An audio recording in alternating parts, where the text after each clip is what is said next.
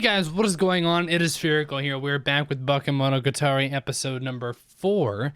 Honestly, I'm running a little bit late on time, and I want to be able to not skimp out on the post-episode discussion, so I'm going to skip the pre-episode discussion. We're just going right into the episode, and then we'll talk about things after. So go to the reaction right now.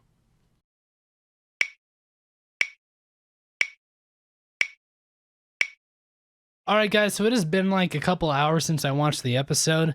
I had to run really quickly. My hair's really messy right now. I just went to the gym. I went a little bit earlier than I thought, and it kind of cut in the middle of my recording. So, yeah, it's been like 2.5 hours since I watched the episode, so, that's exciting. But we're just gonna keep going like nothing happened. So, episode number 4. What is happening with Hachikuji Mayoi? She encountered the snail, and now she cannot find her mother. Nobody can, actually. What is up? What is happening? Why is this happening? Can this not happen? How do we find the snail? Apparently, Tsunade-chan, who is, of course, Senju Kahara. I love that. Tsundere-chan. That's a great nickname. She has been given information that she's going to pass on to Araragi about how to find the snail. Apparently, it is not a god. It is akin to a demon or a spirit. Kind of lesser, not as powerful as a god, of course. But it has done something here.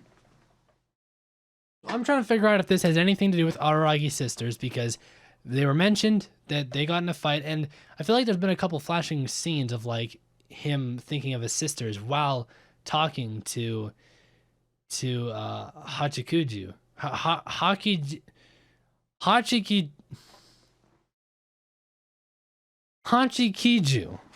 It's not that hard.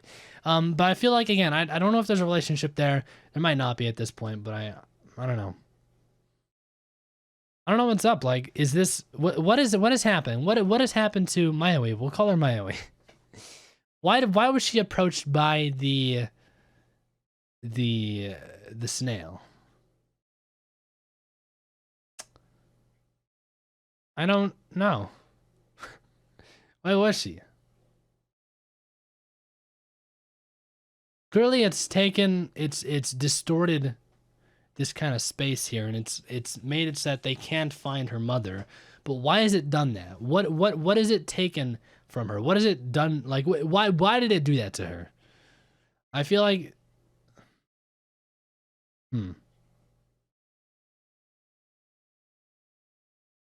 don't know. Tsunade is, of course, the girl's mother's name, what they're trying to find. I don't know, man. This episode, it just takes me back to episode 1, where I just felt completely lost and confused. That's how I feel now, completely lost and confused. I guess that the gist of it, like, everything's kind of simple. We have a new girl who cannot find her way to her mother's house because they keep walking in circles for some reason.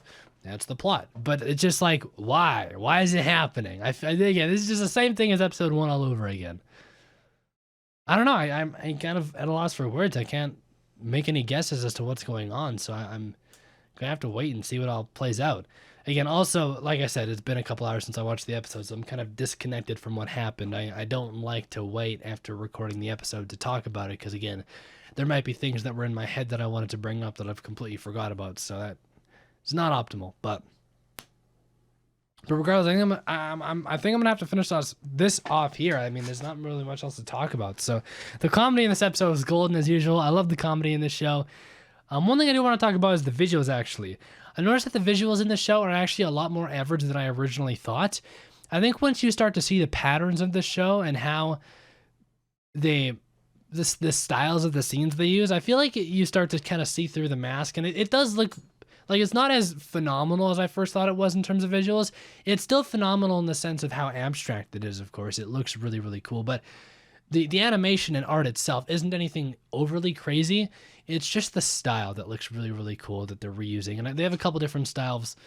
First off, I don't know what to call it, but when it does like a close-up of their face and their nose and their mouth and everything's a lot more rounded and a lot more realistic, There's that style that they do a lot. There's also the style of the background where it's all just colored and not detailed, just colors, no people in the background.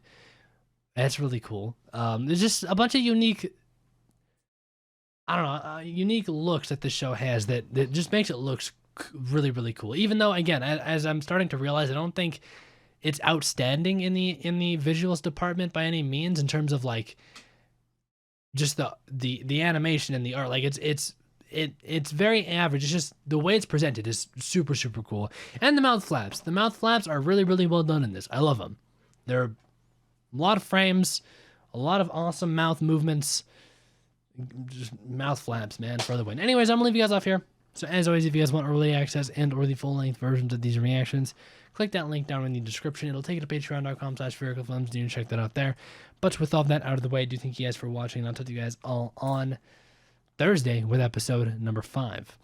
Until then, peace out.